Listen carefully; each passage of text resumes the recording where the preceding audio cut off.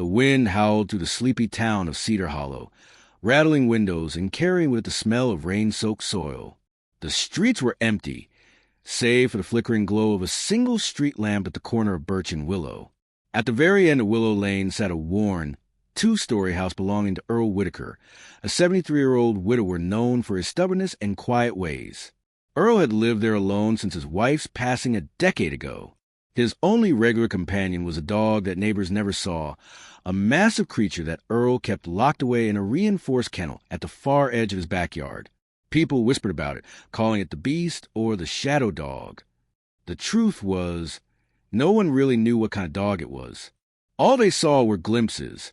Sharp amber eyes glowing in the dark, the massive outline of its body when the moon was full, and the deep, bone-chilling growl that carried across the fence on sleepless nights. Most avoided Earl's yard after sundown. That night, the storm came suddenly, sheets of rain hammering rooftops and streaks of lightning splitting the sky. The air grew tense, charged with electricity. Earl sat inside his dimly lit living room, rocking slowly in his chair with a cup of tea, when a sound pierced through the storm, a sound that made his heart stop. The metallic clang of a broken latch. Then the unmistakable low growl that rumbled like thunder. The dog had escaped. Earl had never given the dog a name, at least not one he shared.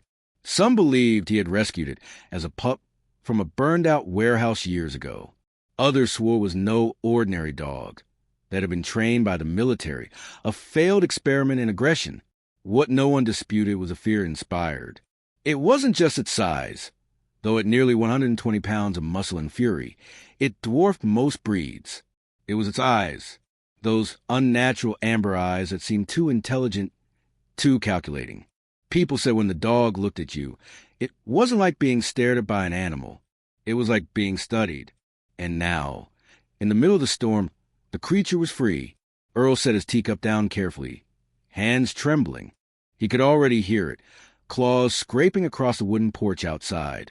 The cage, built of reinforced steel, had finally failed. Most men would have run, fled to the back door, or barricaded themselves upstairs. But Earl Whitaker did not move. He rose slowly, his face pale but resolute, and whispered himself, "It's time." Lightning flashed, illuminating the living room. The dog stood at the threshold, its hulking frame dripping rainwater, amber eyes locked on the old man. Its chest heaved, lips curled back to reveal long, glistening teeth. The storm seemed to quiet in that moment, as though nature itself was waiting.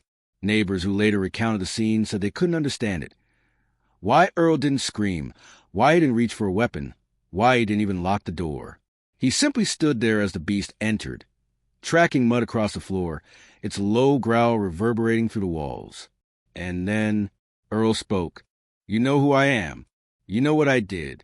If tonight's the night, then so be it." The words made no sense to those who overheard them, but to the dog they meant everything. Few in Cedar Hollow knew of Earl's life before he moved there. He had been a soldier once, long ago, during wars most had forgotten. He had worked in classified units, the kind where men vanished from records and missions were erased. It was during one such mission, decades earlier, that Earl had encountered something he wished he could forget, a program designed to weaponize animals. Dogs trained beyond natural limits, conditioned with methods so cruel they bordered on torture.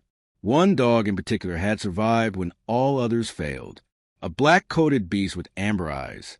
The same dog, now standing in his living room. Earl had smuggled it out during the collapse of the program, unable to leave it behind, but also unable to destroy it. He raised it in secrecy, battling its instincts, keeping it caged when he couldn't control it. For years, the uneasy truce held, until tonight. The dog circled Earl, hackles raised. Droplets of rain hit the floor, mingling with the faint trickle of blood from the animal's jaw. Blood not from Earl, but from something or someone else it had encountered on its way out. A scream echoed faintly from down the street. Earl's neighbors had seen the creature slip into the open. Some had already called the sheriff. Others locked their doors. A patrol car rolled down the street, its spotlight sweeping across lawns. The dog stiffened at the sound of the siren, its gaze darting toward the window, then back to Earl. "You want me, Earl whispered, voice hoarse. Not them. Not anyone else. This ends here. But the dog didn't lunge. It didn't snap. Instead, it sat. The sight froze Earl in place. The dog sat in the middle of the living room, staring at him with those burning eyes, waiting. By the time the sheriff's deputies reached Earl's house, rain pelting their uniforms, they expected carnage. The front door was wide open, thunder cracking overhead. They entered cautiously, flashlights sweeping. What they saw left them pale. Earl Whitaker sat in his chair, motionless, his eyes locked on the beast, sitting calmly in the middle of the room. The dog didn't move, didn't growl, didn't attack. It simply sat there as though waiting for command. The deputies raised their weapons. Earl lifted a trembling hand. No, they hesitated. He won't hurt me, Earl said quietly. But if you fire that gun, he'll kill us all. Hours passed. Deputies called in backup, animal control, even the town vet. The storm outside refused to let up, trapping everyone in the house. The standoff grew unbearable. Some swore the dog understood every word spoken. It tracked each voice, each movement, calculating. It would not let Earl out of its sight. He remembers me. He remembers everything. I trained him once, and I broke him. He's been waiting all these years, waiting for me to face him without walls, without cages. Tonight, he finally got free. The sheriff asked what the dog wanted. Earl's answer chilled everyone. By dawn, the storm had passed. Rainwater glistened across the street as neighbors gathered behind police tape, whispering anxiously. The front door of Earl's house remained open, officers standing at the edge, pale and silent. Finally, they carried something out, not the dog, but Earl himself, lying on a stretcher, eyes closed, his expression strangely peaceful. Behind him, the dog followed without resistance, walking calmly as though it had completed its mission. Its amber eyes scanned the crowd, making dozens of onlookers flinch. Not a single officer dared pull the trigger. The animal was loaded into a reinforced transport cage brought by animal control. But everyone who saw it swore the same thing. The dog didn't look defeated. It looked satisfied. Earl Whitaker was buried quietly a week later.